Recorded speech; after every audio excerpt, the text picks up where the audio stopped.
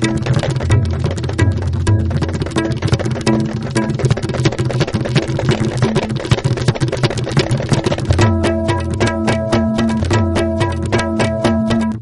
and welcome to ISTV News. I'm Trubla Kangava. Looking at the top stories we have. Measures to control spread of rabies considerably successful, says Director of Health Services Dr. O. Ibomcha.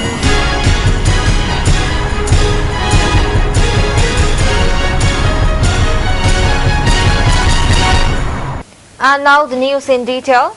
After the death of 13 people of alleged dog bites in Churachandpur district, the state government had pressed all health-related machinery into service and adopted various measures to control and prevent rabies disease from spreading far and wide across the state. The measures have yielded in considerable success.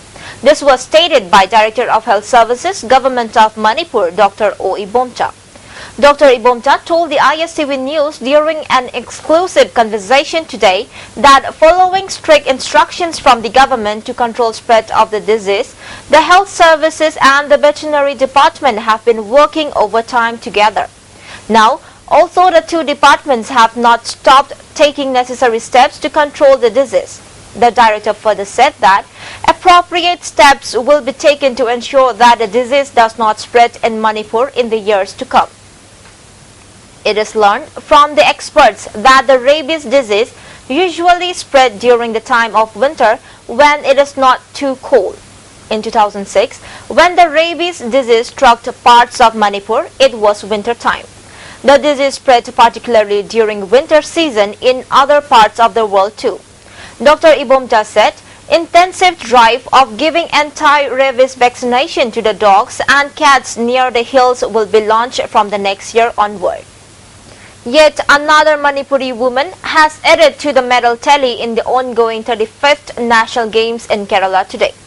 N. Sumanbala has won bronze medal in 58 kg category of weightlifting.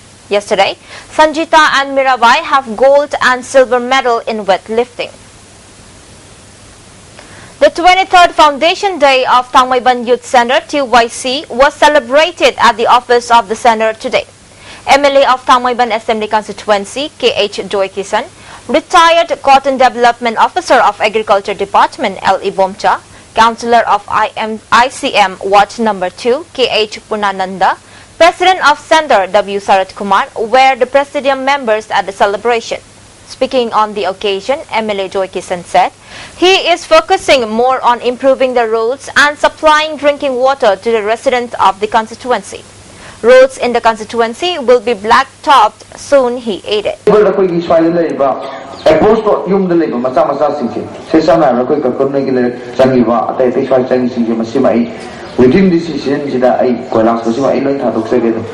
Padma Shri and Chief Medical Officer of Imphal West, Sarangtem Bimola Kumari, was today accorded a warm reception at the house of proprietor of Patsoy Devi Memorial Girls Hostel at Taudababok Lekay. Former Education Minister L. Jayanta Kumar, News Coordinator of ISTV Network L. Tombi, and proprietor of DDM Girls Hostel T.H. Sunita were the main guests at the reception. Addressing the gathering, awardee Bimola Kumari said, in order to succeed, we have to work hard and approach with dedication. Parents have to guide their wards in the right direction if they want to see them becoming responsible persons. Former Minister L. Jayanta Kumar said, gathering different types of knowledge other than formal education is also necessary for children. He urged the parents to encourage their children and find out whether their children are doing the right thing or not.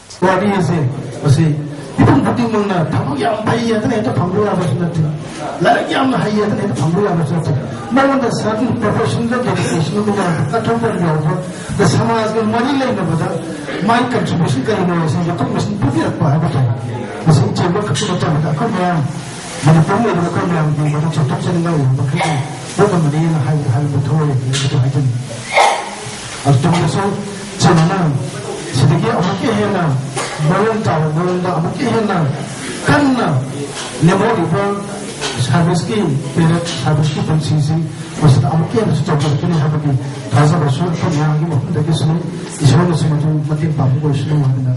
어디 이시원도 고용자리에 대체 너무 한다. 그러니까 대처해주시는 무슨 대처를 And moving on to some national and international news. In an embarrassment to BJP, its chief ministerial candidate Kiran Bedi's campaign assistant Narendra Tandon today quit the party just days ahead of Delhi polls, accusing her of adopting dictatorial attitude.